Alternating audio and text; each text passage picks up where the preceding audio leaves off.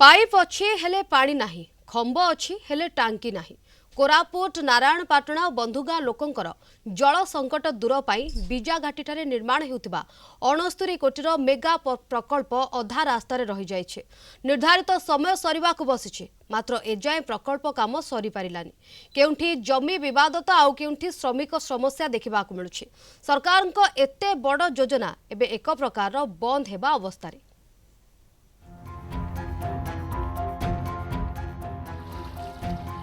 कोरापुट जिला नारायणपाटणा ब्लॉक रो बीजाघाटी ठारे एही पानीय जल प्रकल्प काम आरंभ होइथिला। दुर्गम नारायणपाटणा और बंधुगां ब्लॉक रो पखापाखि 170 गाँव रो 15,000 रु अधिक परिवार को विशुद्ध जल जोगाइबा थिला सरकारको महत् लक्ष्य। 2023 जुलाई 17 रे प्रकल्पर शुभ दिया जायथिला। खर्च अटकल थिला 69 कोटी टंका। प्रकल्प जरिया माथालपुरु पानी आनी बीजाघाटी ठारे वाटर ट्रीटमेंट प्लांट द्वारा घरे घरे पानी पहुंचाइबाकू लक्ष्य रखा जायथिला। मात्र लोकंको आशा आशारे ही रहीगला। लोके जेउ चुआ और नाଳ पानी पिउथिले एबे सेही अवस्था। धीरे चलुथिबा एही प्रकल्प काम केबे सरीबो केही जानन्तिनी। बाकी अछि आहुरी 50% काम।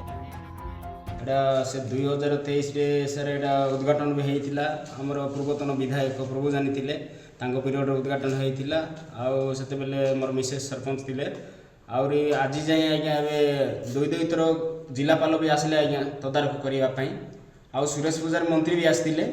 हमर लक्ष्मीपुर विधायक भी दुई थर आसिकी गलेनी।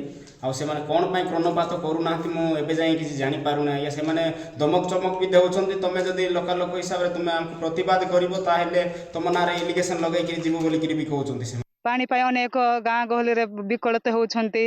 ए वर्ष तो कोरा मास चलीछि हेले भी अनेक गाँ गहली रे पानी नाही। किंतु सरकार भी एबे तो ट्यूबवेल देउ नाहांती। मेगा प्रोजेक्ट चलीछि बोली सेटा पई गाँ गहली रे अनेक असुविधा रे सम्मुखीन होउछन्ति।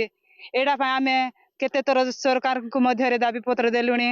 आम जिला परिषद मीटिंग रे बेटा बारंबार उठाउछु हेले भी से माने शेष कर दे मैडम शेष कर दे मैडम बोल कहउछन्ति। किंतु एबे पर्यंत किछि करि नाहांती।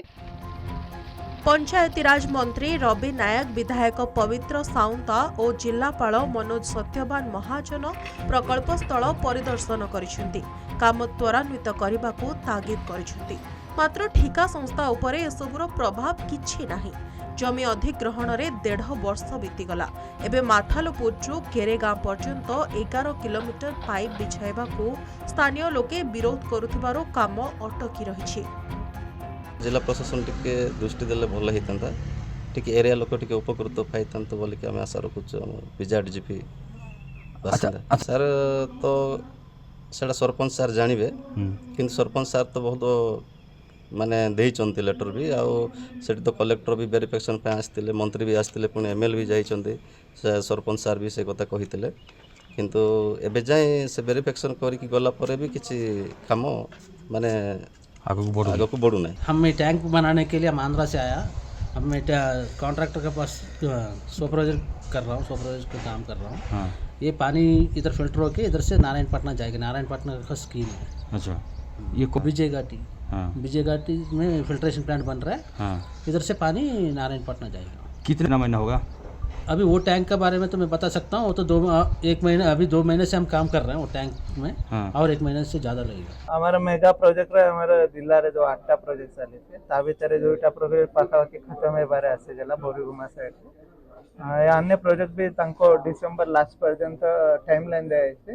अन्यटा डिपार्टमेंट तरफ भी तांको निर्देश जाइছে कि तांको ऊपर क्रिमिनल एक्शन नै। आसंता मासरे काम सरीबा कथा। आउ 1.5 वर्ष समय मागुछि कंपनी। एपटे ग्रीष्म ताती बढ़ी बढ़ी चलीछि। गाँ रे जल संकट उत्कट हेलाणी। 28टी ओभरहेड टैंक मध्यरु मात्र 10टीर काम सरीछि।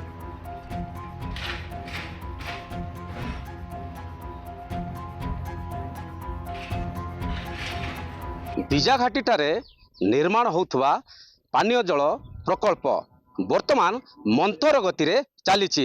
एई स्थान को विधायक आरंभ करी मंत्री जिला प्रशासन पर्यंत तदारख करथिले। किंतु कौनसी लोकंकर कथा एपर्यंत जे रही ठिकादार କୌଣସି କ୍ଷେତ୍ରରେ ଅମାନ୍ୟ କରିଛନ୍ତି। ତେବେ ଦେଖିବାର କଥା ରହିଲା କେବେ ଏହି ନାରାୟଣପାଟଣା ବନ୍ଧୁଗାଁ ଦୁଇଟି ବ୍ଲକର 150ଟି ଗ୍ରାମକୁ ପାନୀୟ ଜଳ ଯୋଗାଇବା ପାଇଁ ଯାହା ପ୍ରତିଶ୍ରୁତି ରହିଛି କେବେ ଏହି ଅଞ୍ଚଳ ଲୋକ ଏହି ପାନୀୟ ଜଳ ପାଇବେ ତାହା ଦେଖିବାକୁ ବାକି ରହିଲା। ନାରାୟଣପାଟଣା ବିଜାଘାଟିରୁ ପାତ୍ର ପିଲେଣ୍ଟି କଳିଙ୍ଗ ଟିଭି।